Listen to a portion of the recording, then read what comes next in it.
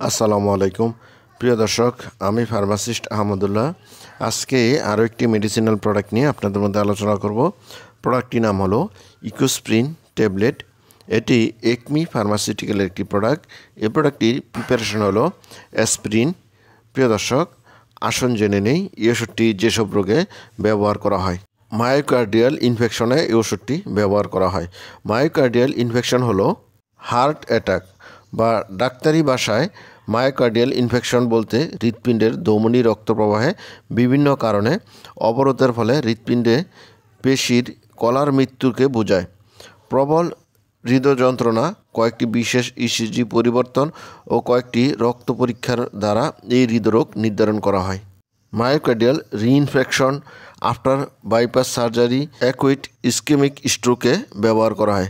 এছাড়া mild to moderate pain অর্থাৎ মৃদু থেকে মাঝারি ধরনের ব্যথায় ব্যবহার করা হয়, যেমন মাথা ব্যথা, মাংসপেশির ব্যথা, মেয়েদের মাসিককালীন সময় যে ধরনের ব্যথা হয়, দাঁতের ব্যথা ইত্যাদি ব্যথাজনিত রোগে এই ওষুধটি ব্যবহার করা হয়। অস্টিও আর্থ্রাইটিসেও এই ওষুধটি ব্যবহার করা হয়। অস্টিও আর্থ্রাইটিস হলো যে হাড় খুব সহজে ভেঙে যায়, দুর্বল হাড়, নরম হাড়। এছাড়া ঠান্ডা জ্বর ও ইনফ্লুয়েঞ্জায় এই ওষুধটি ব্যবহার করা হয়। প্রিয় দর্শক, এবার আসুন জেনে নেই এই ওষুধের ডোজ বা খাবার নিয়ম সম্বন্ধে।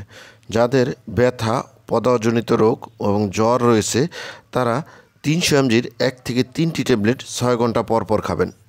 মায়োকার্ডিয়াল ইনফেকশনে এই ওষুধটির ব্যবহার। মায়োকার্ডিয়াল ইনফেকশনের পরবর্তী 1 মাস একটি করে 150 mgর ট্যাবলেট খাবেন এবং এরপর থেকে 75 mgর একটি করে ট্যাবলেট খাবেন।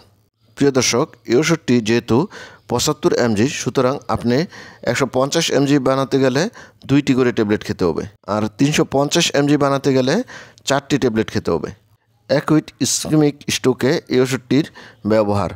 এই ওষুধটি দৈনিক 150 mg থেকে 300 mg করে খেতে হবে এবং পরবর্তীতে 75 mg করে দৈনিক খেতে হবে। বাইপাস সার্জারির পরে এই ওষুধটির ব্যবহার। বাইপাস সার্জারির 6 ঘন্টা পর থেকে প্রতিদিন 75 mg থেকে 300 mg ট্যাবলেট খেতে হবে। প্রিয় দর্শক, এই ওষুধটি কেবলমাত্র রেজিস্টার্ড চিকিৎসকের পরামর্শ অনুযায়ী খাবেন। প্রিয় দর্শক, এবার আসুন জেনে নেই এই ওষুধের সাইড এফেক্ট বা পার্শ্ব প্রতিক্রিয়া সম্বন্ধে। এই ওষুধের পার্শ্ব প্রতিক্রিয়ার মধ্যে রয়েছে বমি বমি ভাব, বদহজম, পরিপাকতন্ত্রের ঝিল্লির প্রদাহ সহ ক্ষত ও ফুসফুসের খিঁচুনি ইত্যাদি। প্রিয় দর্শক, এবার আসুন জেনে নেই এই ওষুধের প্রেগনেন্সি ক্যাটাগরি।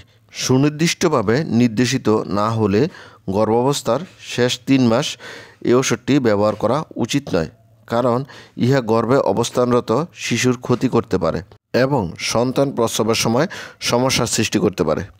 এই ওষুধটি মাতৃদুগ্ধে নিশ্চিত হয়, তাই দুগ্ধদানকারী মায়েদের ক্ষেত্রে এই ওষুধ ব্যবহারে সতর্কতা অবলম্বন করা উচিত।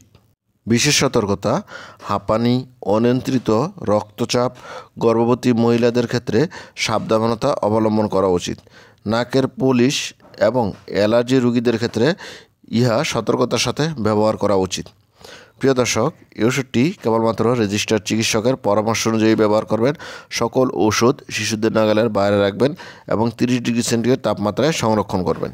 প্রিয় দর্শক, এবার আসুন জেনে নেই এই ওষুধের প্রাইস সম্বন্ধে। এই ওষুধের প্রতিটা 75 mg ট্যাবলেটের দাম 80 পয়সা। প্রিয় দর্শক, এই ছিল ইকোস্প্রিন ট্যাবলেট সম্বন্ধে গুরুত্বপূর্ণ ইনফরমেশন। আসসালামু আলাইকুম।